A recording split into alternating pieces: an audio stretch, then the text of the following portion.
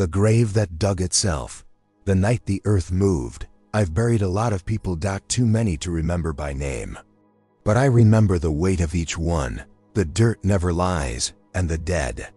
They don't usually move, but something happened last autumn. Something I don't talk about when the sun's out. You see, I've always thought of the cemetery as mine. Not because I own it, because I've tended to it longer than anyone. I know its trees, its wind, its shadows. I know the sound the gate makes when it wants to be oiled. I know which graves crack when it rains. That night, though, the ground made a sound I'd never heard before. Breath. It was late. Past 3 a.m. No reason to be outside. But I was insomnia, maybe. Or the habit of walking among the graves when the rest of the world is asleep. It's quieter then. And the dead don't talk much. I had a lantern in hand and mud on my boots. It had rained the day before. And the soil was soft. The kind that swallows footsteps and doesn't give them back. As I walked past row 23, near the sycamore tree that leans a little too far east, I heard it. A slow shift of soil. Not like collapse. Not like decay. Like digging. From the inside. At first, I thought it might be a mole or a trick of the wind sliding between the loose headstones. But when I got closer, I saw the mound. Not one I had made. Not one anyone had. It was shallow. Fresh.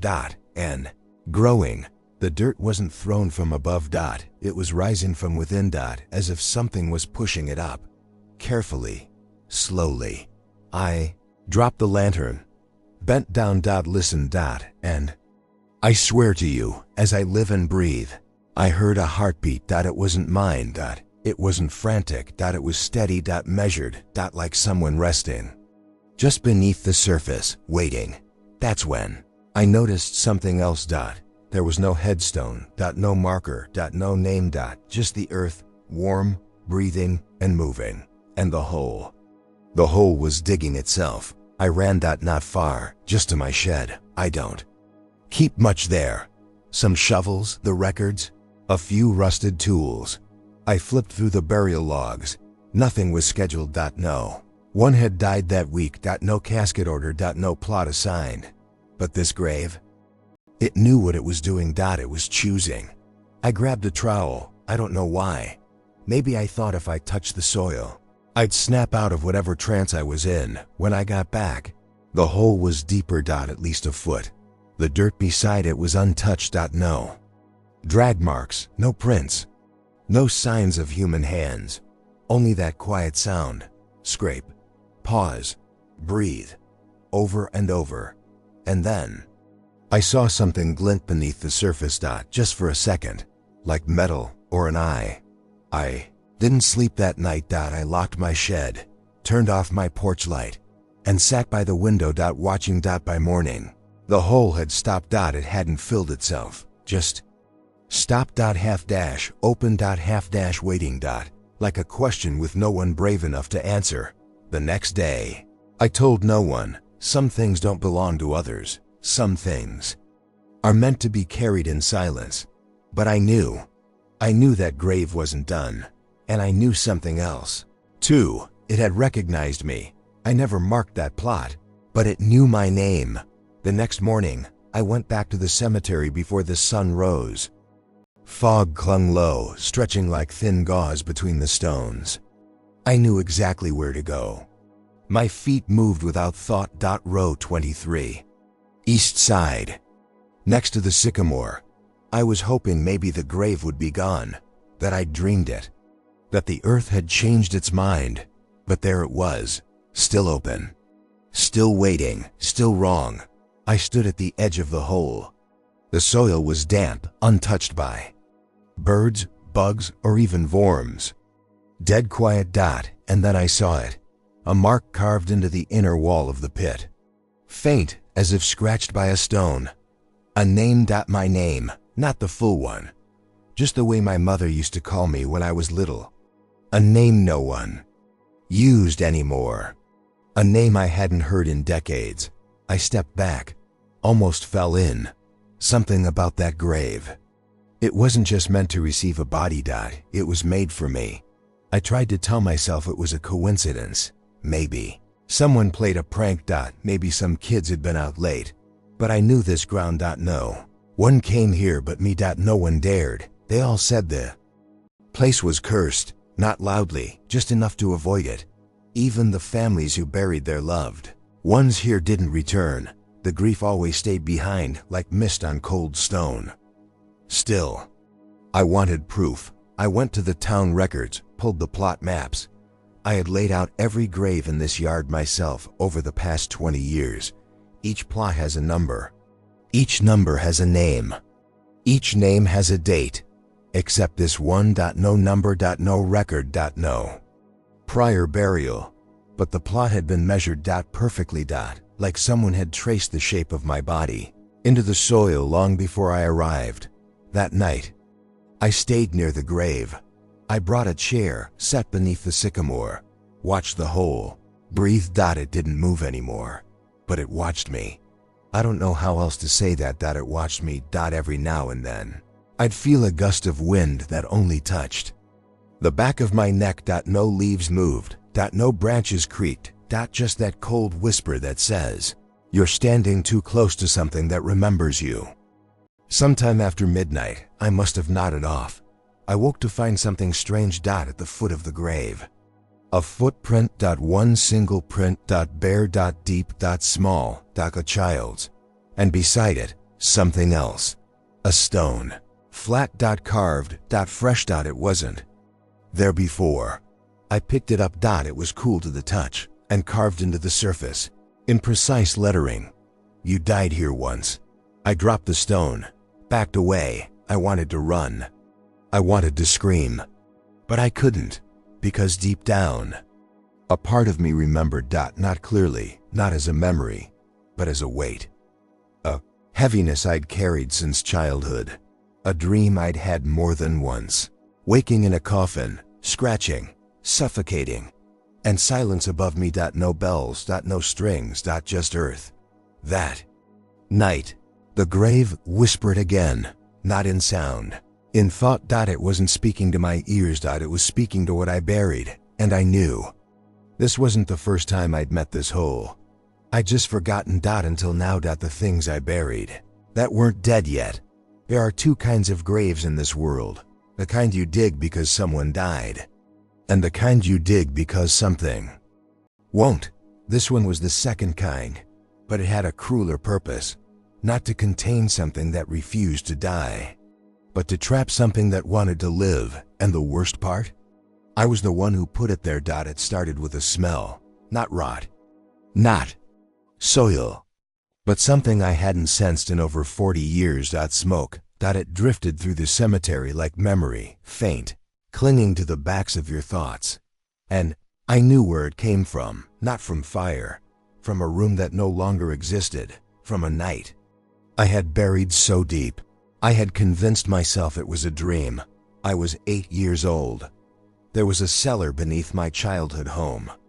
A cold, damp thing with stone walls and no light. We weren't allowed down there. My mother used to say, if you go down there, don't touch anything, especially not the floor. I thought she was just being dramatic. One day, I did go down. The air was thick, not dusty, heavy, like it remembered pain. There was a square of earth in the center of the cellar. Floor, unmarked, unplanted, but freshly turned, and something about it. It was breathing. Like the grave I found last week. Like the one with my name on it now. I didn't stay long that day, but I never forgot the feeling that I'd stood above something that wanted me. Not to kill me, not to drag me down, but to make me forget. And now, the smell was back. Here. In the graveyard, drifting from that nameless hole. I didn't tell anyone what I saw. Not my brother, not the priest, not even Clara.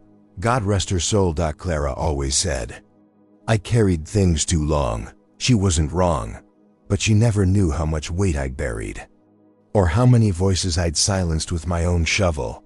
Back at the grave, something changed. There were flowers at the edge, now old, wilted daffodils. My mother's favorite. No one in town grows daffodils anymore. But here they were. And they weren't fresh. They were from that night, from the past.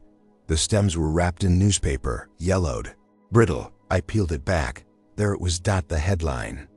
Boy missing after fire in East Elm Street home. No remains found.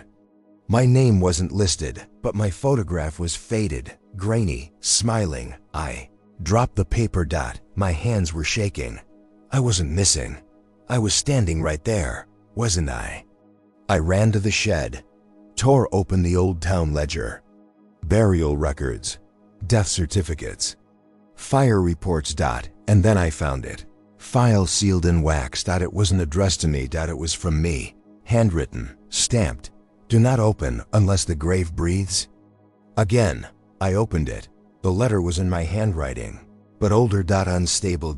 As if I wrote it while half asleep or half mad. The words were short, clipped. It dug itself. You know it did. You watched it.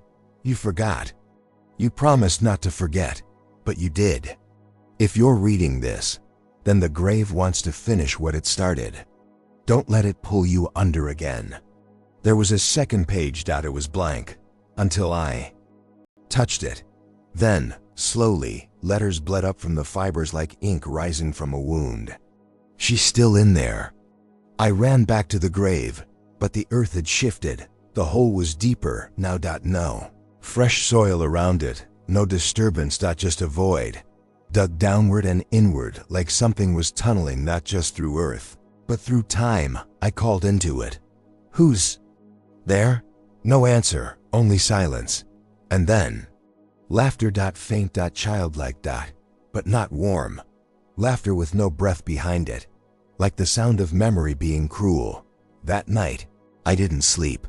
I lit every lantern I owned, kept the shed doors open. Waited. But nothing came except the dreams of hands reaching from within the grave, not to pull me in, but to give something back. A box, a small wooden box. Locked. Burnt on the edges, with initials carved into the lid. C.W. Clara Wren. My wife, the one I buried with my own hands years ago, the one whose grave is 3 rows away, but in the dream, she wasn't buried there. She was buried here. In the grave that dug itself. I woke up screaming. There was dirt on my chest, under my fingernails, and the scent of smoke in the room. Not real smoke. Memory smoke. The kind that clings to grief. And the grave? Still open, still waiting, still remembering. There are things you bury in life that never really die. Love, guilt, a version of yourself that once believed in miracles, and sometimes they dig themselves free, because some graves aren't dug by shovels, they're dug by forgetting. And now, I was starting to remember everything I buried. And worse, everything that buried me. The box she never took to her grave. The dead don't leave things behind. They take everything with them. That's what I used to believe. Until I found the box again. And remembered she never took it with her. Because I never put it in her coffin. Because I wasn't the one who buried her. Not really. The morning after the dream, I walked to Clara's grave, 3 rows over, 4th, stone to the left. Engraved by my own hand, her name, her date of birth, and the last thing she ever said to me, don't forget who you are when the lights go out. At the time, I thought she meant I should stay strong. Now I think she meant something else, something darker, something buried. Knelt down, ran my fingers over the cold letters. The stone was clean, undisturbed, peaceful. But beneath it, I felt something. Not a presence. A pull. Not from Clara. From me. As if the person buried here wasn't her. As if it was who I used to be. The man before the fire, before the whispers, before the grave that knew my name. I stood up and walked back to the shed. Unlocked the lowest drawer. It hadn't been opened in years, but I remembered the key by instinct. Inside were tools, journal. And the box. The same box from the dream. Small, wooden, edges burned. The initials, CW carved in the lid. No lock. just a seam of wax sealing it shut. I broke the wax. Inside were 3 things. The first was a ring, simple, silver, too small for a man's hand, not Clara's wedding ring. That one went with her. This was her childhood ring, given to her by her grandmother. She lost it when she was 14. She cried for weeks. We searched the woods, the church steps, even the lake. Never found it. But here it was. In a box I never packed. In a drawer I never remembered sealing. The second item was a photograph. Old. Faded. Almost burned through. It showed me. Clara. And a girl. Small. 5, maybe 6 years old. Her face blurred by time or by something else. But her eyes. Her eyes were the same as the ones I saw in the grave that first night. Wide, dark, silent. And on the back of the photo, written in Clara's handwriting, we said we would never speak of her again, but graves don't keep secrets. The third item was a bell. Tiny. Made of glass. Cracked. No string to pull it. Just a hollow body with a single word etched into the base. Return. I dropped it. It didn't shatter. Just rang. Softly. But the sound didn't echo in the room. It echoed inside me. And when it did, I remembered the fire, not the smoke, not the screams. Just the silence that followed. And the name. I never spoke again. It wasn't Clara who was buried in that grave. It was someone else. Someone we never told anyone about. Someone who wasn't supposed to exist. Someone I loved. And left. Because we were afraid. Because we thought forgetting would protect us. Because we thought burying meant it was over. But the grave never agreed. That night, I went back to the hole. It was deeper now. At least 6 feet. Still no mound. No displaced dirt. Just a smooth descent into black. I lowered the box into it. Not to bury it. To offer it back. And as I did, the ground trembled. Gently. Like someone turning in sleep. Then a voice. Not a whisper. Not a scream. Just a statement. Calm and certain. You gave me nothing. Now I give you back everything. I ran, for the first time in my life as a gravedigger. I ran from a grave, because I knew what it meant. I hadn't laid her to rest. I had laid her aside, and now she was awake. Not angry, not vengeful. Just coming home. There are things the dead forgive, and there are things they return to finish, and some boxes were never meant to stay closed. The bells were always for her. There are bells in every graveyard. Some ring loud, iron, rusted, chained to old traditions. Others never make a sound, but that doesn't mean they're silent. Some bells are inside us. And when they ring, we remember what we weren't supposed to. That night, after lowering the box into the grave, I returned to my cottage. I didn't sleep. I sat by the fireplace, staring at the embers. The photograph still burned in my memory. The little girl. Her name never written. Her eyes hauntingly familiar. I didn't need the name. I knew it. I'd known it before she was born. Before we ever gave her breath. And yet, we buried her like she had none. Clara and we had made a choice. A wrong one. A desperate one. She was born in silence. You see. No cry. No movement. Just a quiet weight in Clara's arms. But then her eyes opened. Wide. Unblind. And they looked straight at me. Not past me. Into me. They said she wouldn't survive. That she'd never speak. Never grow. But she did. Quietly. Strangely. She'd sit alone in the hallway, staring at the wall. She'd hum melodies we never taught her. She never laughed. Never cried. Just watched. Until the night of the fire. Clara and I had argued, not loudly. Just enough. I wanted to send her away. To a hospital. A place with walls thicker than ours. With locks. Clara begged me not to. She's still our daughter, she said. But I saw it. I saw the way the lamps flickered when she passed. I heard the floorboards creak in rooms she wasn't in. Felt the pull when I slept too close to her door. So I made a decision. And then the house burned. The fire didn't touch her room. It burned the kitchen, the attic, the walls around it. But her room? Not a single scorch. She was gone when we looked. No sign of her body. No ashes. No shoes. Just a note. Written in a child's hand. You stopped hearing me, so I stopped speaking. But I never left. They called it a tragic accident. Assumed she died in the fire. We let them believe it. We held the funeral, buried an empty casket. Clara wept like something inside her snapped.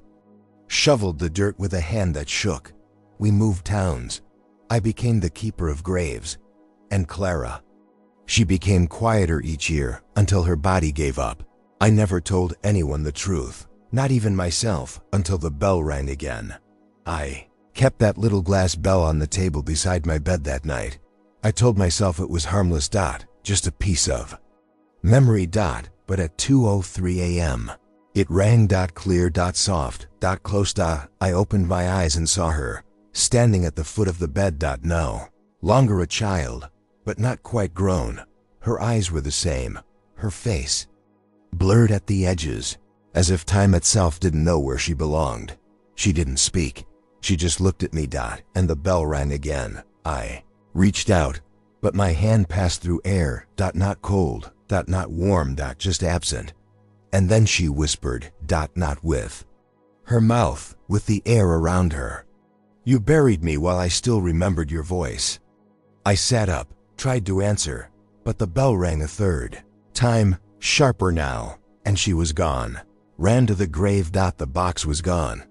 The hole was deeper, but now there were footprints. Dozens. Small. Bare. Dancing in circles around the pit, and above it, string. Thin. Taut. To a stake that hadn't been there before. It ran into the earth, disappearing into the blackness, just like the old safety coffins they used in the 1800s. A bell on one end, a voice on the other. But this bell, it wasn't for the dead. It was for me. I pulled it. It didn't make a sound. But somewhere below, something stirred. In the following days, the grave began to change. The earth around it dried out. Cracked. Flowers wilted within hours of being placed. Nearby, birds stopped landing on the stones. And every night, the bell rang once, only once. And always at 2:03 a.m. I stopped trying to ignore it, stopped running, sat beside the grave one night and asked aloud, why now? Why come back now? And the voice answered. This time, from inside me, a memory, a breath, a long-forgotten lullaby Clara used to sing. When the world forgets your name, ring the bell and start again. If the voice you loved won't stay, dig the grave and clear the way. I buried her once, but not all of her. I buried her voice, her name, her truth. And now, with each ring, she was reclaiming it. The bells were never for the buried. They were for the forgeters. For the ones who walked away from grief too fast. For the ones who silenced memory to avoid pain. For me, the next time the bell rings, I won't wait. I'll answer. I'll listen. Because I know now, the bells were always for her. Her name was never meant to be silent. Some names vanish with time. Others vanish because someone chose silence over memory. But silence is not forgetting. It's pressure. It's a lid held tightly on a boiling pot, and when it breaks, it doesn't whisper. It screams. Her name was never spoken again after the fire. Not by Clara, not by me, not by anyone, not even the priest who blessed her. Empty grave. It's strange how a name can feel heavier than a coffin. I told myself it was mercy, keeping her from the world that wouldn't understand her. But it wasn't mercy. It was shame. And now, her name was crawling back through the dirt I had thrown over it. I didn't sleep the night after the lullaby returned. Not from fear, from the weight of memory. Every breath felt borrowed. Every shadow, looked familiar. At 2:03 a.m., the bell rang again, and this time, I answered it differently. I stood at the edge of the grave and said her name out loud, a name that hadn't passed my lips in 3 decades. A name I had buried deeper than her body, and the moment I said it, the earth exhaled. I don't know how else to describe it. The soil moved, not with violence, not with collapse, but like someone letting go of a long-held breath. And then, a voice from below, faint, delicate, but clear. I never wanted silence. I just wanted you to stay. I dropped to my knees, not out of grief, out of something heavier. Regret. Because I finally remembered the night of the fire, not just the flames, but the look she gave me before disappearing. It wasn't fear. It was forgiveness. I wasn't ready to receive. Clara had always known. She used to whisper her name when she thought I was asleep. She kept her drawings in the attic, pages filled with the child we tried to forget. And after Clara died, I burned them all, not out of hate, out of desperation to preserve the silence we had built. But silence is a poor foundation for peace. Now the silence was turning to voice, and it was calling me. The next morning, something was waiting at my door. Photograph. New. Crisp. It showed the grave as it looked now. Open, dark, and inside it, a stairwell, descending into black. Stone steps, worn, wet. N, carved into the lintel above the descent. You must go down to remember fully. I hadn't seen those stairs since the cellar of my childhood home, the one place my mother had forbidden me to go. The one place I went and never truly came back from. Now, they were here again. Inside the grave. I walked to the edge, looked down. No more soil. Just stone. Steps leading into cold. I brought the lantern. I brought the bell, and I stepped in. The air changed. Immediately. Heavier. Not choking. Weighted. The kind of pressure you feel when a memory is about to rise. The steps creaked with every movement, though they were made of stone. The walls were close, damp. And on them were names, hundreds of names. Some familiar, some strange, and every few feet, hers. Written over and over, in different hands. As if others had tried to forget her. Too. As if her memory had been passed down like a haunting that no one could bury completely. At the bottom of the stairwell, I found the room, a mirror room. Every wall reflected not my face, but moments. My life, fragments I had suppressed. There was the first time she said my name, the last time she hugged Clara, the morning she stood in the doorway and whispered, "Don't forget." And then the fire, but this time, I saw what really happened. She wasn't trapped. She wasn't lost. She stepped into the fire. Willingly. And the flames moved around her like water. Like they knew her, recognized her. She wasn't trying to destroy herself. She was trying to erase the part of us that had forgotten her. But the fire failed, because memory doesn't burn. It buries and waits. There was one final mirror in the center of the room. Smaller. Older, covered in cloth. I pulled it back. No reflection. Just words, carved in the glass. You were the one who needed saving. That's when I heard her again. Behind me. Close. Breathing. I turned. But no one was there. Only the bell. Floating. Ringing.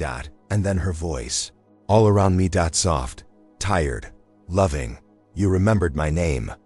That's all I ever wanted. The walls cracked. The mirrors shattered, not violently, but like paper being folded away, and the stairwell reappeared, leading back to the grave. But before I left, I asked aloud, "Why come now? Why after all this time?" And the bell answered, "Because you're the only one left."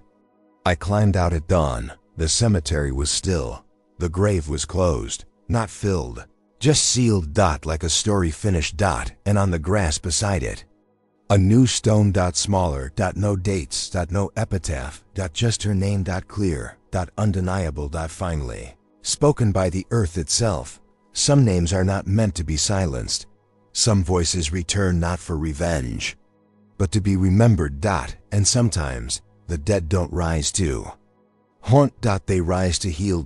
If we let them. The grave is no longer for her. The dead don't always stay where we put them. Sometimes they leave, not to haunt, but because they've been heard. And when that happens. The grave left behind is not for them anymore. It's for the one who forgot. The morning after her name returned to the stone, I sat by the sycamore, watching the grave like it might change again, but it didn't. The soil stayed still. The wind didn't howl. No bell rang at 2:03 a.m. for the first time in weeks. There was nothing, and that terrified me more than everything else, because now that I had remembered, what else had I buried? I began to walk the cemetery row by row. Not for duty, for clarity. I read every stone like a question I'd once ignored. Some had names I carved with precision. Years ago. Others I didn't recognize at all, even though they bore my initials as Gravedigger. It was as if memory itself had chosen what I was allowed to keep. And then I reached one I had always skipped. It had no name. No number. Just a single word carved into the stone with crooked hands. Returned. I had passed it for over 10 years and never stopped, but now it hummed beneath me. Not sound, memory. So I sat, ran my hand across the stone, and for a brief moment, it changed. I didn't blink. I didn't look away. I simply watched as the word returned, shifted, letter by letter, into reserved. And I knew that grave was mine. Not because I was dying, not because I was cursed, but because I had traded my place once. Without realizing, I buried a name that wasn't mine, forgot a voice I should have protected. And in doing so, something else had taken root in a me. Not possession. Not nest. Something quieter, something much worse. Guilt. For years, I'd walked these stones as a custodian of the codian, of the forgotten. Tending to families who cried, smoothing dirt over losses too fresh to carry. But all along, I had avoided the one grave that mattered, the one that grew with every year I stayed silent, the one that waited for my truth, not my body. I opened the shed, reached for the oldest box in the far corner. Inside was a journal. My father's, a man I never understood. He was the gravedigger before me, died young, left me this land and a lifetime of silence. I never opened it until now. And what I read unraveled everything. She spoke to me too, not as a child, as a shadow. The same one that followed you after the fire. I thought it would leave when you did, but it stayed. And it grew. I dug a grave to trap it, but it dug one back. I think it wants understanding. Or maybe it wants us to stop pretending it wasn't real. The entry was dated 5 days before his death. He'd seen her, or something like her, and he tried to contain it, but he failed, like I had, like Clara had, like we all do when we bury the wrong thing. I sat with the journal for hours, and then I heard it. Not the bell, not the wind. A knock. At the front door. 3 gentle taps, not rushed, not violent. Patient. I opened the door slowly. No one was there. Only the grave. Open again. No shovel in sight. No hands disturbed it. It had opened like a mouth, like it was ready. Not for her, for me. I walked to it, looked down. No staircase this time, just soil. Still. Dark, but no longer frightening. It wasn't a threat anymore. It was an invitation. To lie down. To die. To finally rest what never found peace inside me. So I did. I stepped in, lay down, closed my eyes, and whispered her name. Once more. The bell didn't ring, but the earth hummed. Soft, warm, forgiving. And in that moment, I saw her again. Not a ghost, not a memory. Just a child, smiling, holding a daffodil. She leaned close and whispered, "It was never your fault. You just listened too late." And then she was gone. I opened my eyes, still in the grave, but the soil was filled in from the outside. Yet I wasn't trapped, wasn't suffocating. I was held, like the earth had folded around me. Not to consume me, but to keep me still long enough to feel. And then I felt it, the pressure inside me cracking, the silence breaking, the name rising, one final time. When I emerged, the grave was whole again, fresh grass. No mark, no stone, just the memory of what had been. And I knew The grave was no longer for her. It had done its work. It had returned what was buried, and it was empty now. Waiting. But no longer for bones. Now for truths. I buried my guilt, and the earth spoke back. They say the dead don't speak, but they do. Not in screams, not in whispers. They speak in the weight we carry when we walk past a place that remembers. They speak in dreams that feel too familiar to be fiction. And sometimes they speak through the earth itself. After I rose from the grave that had held me, not to bury, but to show me what I refused to see, I thought it was over. I had remembered her name, seen her face, heard her voice. I thought that was enough, but the earth, she doesn't let go so easily, especially when you've filled her with lies. I returned to my cabin. Everything was as I left it. The lantern by the door. The journal on the desk. The glass bell, now completely shattered. Like her voice had rung its final chime and was no longer needed. Or no longer safe to ignore. But something else had changed. The mirror, the old one above the fireplace. It had cracked. Not from heat or accident. From within, like the reflection itself, had grown too heavy. I approached it cautiously, and written in the web of fractures, clear as etched glass, was a single sentence. You buried your guilt, but have learned to breathe. And I remembered, not just her name, not just her face. I remembered the moment I lied. Not to Clara, not to the town, to myself. I remembered the knock. Not the recent one at the door, the one 30 years ago on the night of the fire. When she came back, I told everyone she had vanished in the flames. But the truth? She returned. Hours after the fire had cooled. She stood in the doorway, soaked in soot, eyes hollow, voice gone, and I told her to leave, because I was afraid, because I thought she'd bring the fire back, because in her silence, I saw the mirror of everything I didn't want to face. So I shut the door, locked it, and she walked back into the woods. Alone. I never told Clara. I let her grieve a daughter she thought was lost.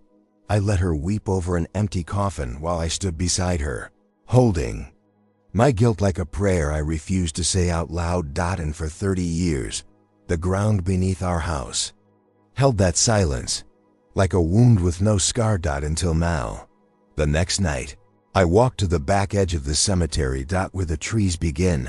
Where the fence is broken, where the fog never seems to lift. I hadn't walked there in years, but something was calling. Not a voice, a pull like a string tied to my ribs. There, hidden between the roots of an old elm, was a small mound. Unmarked. Untouched. But not unknown. The place where she had gone to sleep. When I closed the door, a shallow grave dug by a child or something older than time, using her hands. And beside it, a mirror, half buried, cracked. And in it, I saw not my reflection, but her. Eyes watching, not with anger, with the patience of something that waited far too long to be named again. I knelt, whispered the truth I had never dared to speak. I sent you away. And the ground shifted, not to open, but to listen. For the first time I understood. The earth doesn't bury guilt. It holds it, preserves it, feeds it to the roots of trees, the bones of the wind, the hush of every morning that comes too early. And when it's ready, it speaks back. The soil beneath my knees began to pulse, like a heartbeat, like breath.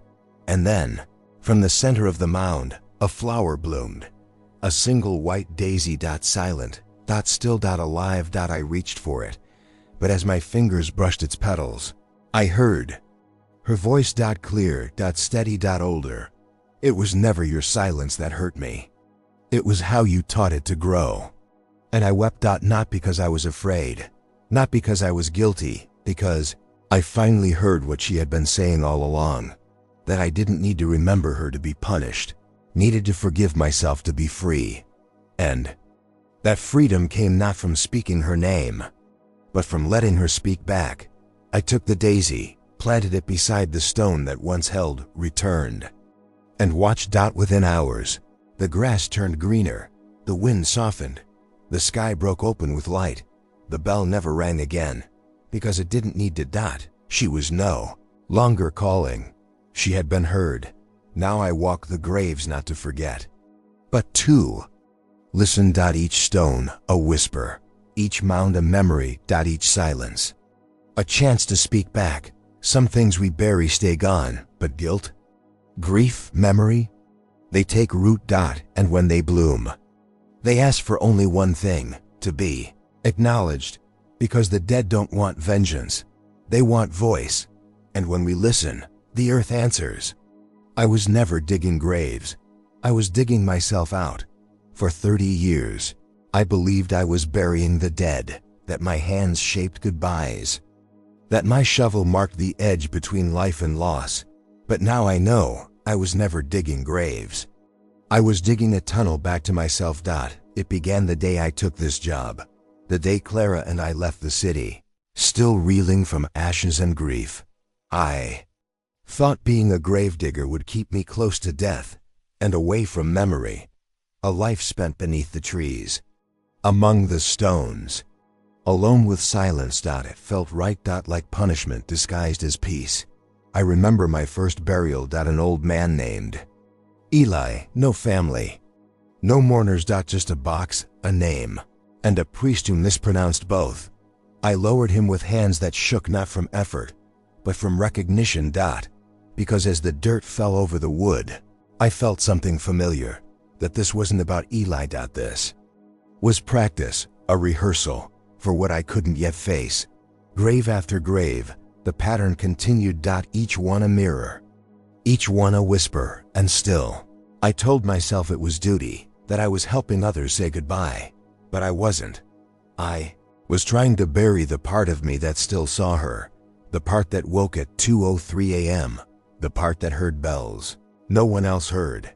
And every time I threw soil over a coffin, I told myself, that sound is just in your head. But it wasn't. It was under me. The ground here holds more than bodies. It holds echoes. And lately, I've been hearing them again. Not words, not cries. Just breath.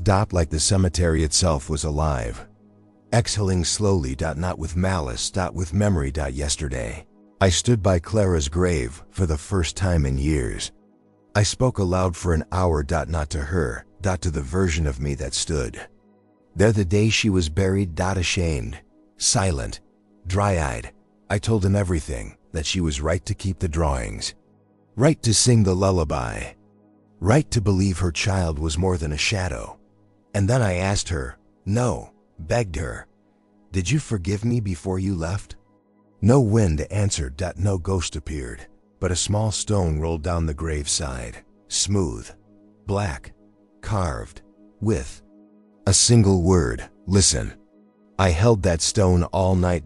Rolled it between my fingers like prayer beads, and as I drifted to sleep, I dreamed of the graves again. But this time, I wasn't digging them. They were opening. By themselves, each one a mouth, each one speaking in my voice. This one was for your silence. This one was for your fear. This one was for the door you closed. And at the end of the row, the last grave was the one with no name, where I had once lain. And now, it was filled. Not with me, not with her, with every truth I never spoke. And atop the mound, another daisy. I woke with dirt beneath my fingernails, and the stone still in my hand. But now it had changed. No longer listen, now it read, tell. So I'm writing this now not as confession, but as offering. To whoever finds these pages. To whoever hears the bell at night and wonders if it's wind. It's not. It's memory trying to get back in. Let it. Because every shovel of dirt I threw, every grave I dug, every name I carved, I wasn't burying them. I was digging myself out, trying to find the boy who let the door close, the husband who stood beside an empty coffin, the man who stopped saying her name. I found him. In every grave. In every silence. And now that I've reached him, there's only one place left to go. Tomorrow, I'll return to her stone, the one with no dates. No flowers. Just her name. And I'll bring the bell, Not to ring, to bury, because she's no longer waiting. She's no longer beneath me. She's within. And the earth no longer wants me to listen, it wants me to speak. 1. Grave remains, mine, but it's not for death, it's for everything I carried and no longer need, for guilt, for fear, for silence. Let them rot, let them rest, let them feed thee. Roots of something that will bloom. The last grave I'll ever dig. I woke before the sun, the sky still a pale bruise, the wind still holding its breath, and in that breathless stillness, I understood something. This would be the last grave I'd ever dig, not because I'm too old, not because death won't come, but because I finally know what was buried and who it was for. I packed slowly, the lantern, the bell, now silent, wrapped in linen, the small black stone that once read listen, then tell, now blank, its message delivered, its purpose complete. I stepped outside. The ground felt different under my boots, not softer, lighter, like the weight of every unspoken word had lifted from the soil itself. The walk to her grave felt shorter than ever before. No fog, no crows, no shifting wind, only memory walking beside me, but not ahead of me anymore. She no longer led me with guilt. She walked beside me now, as remembrance, a daughter not lost, a voice not silenced, a truth reclaimed.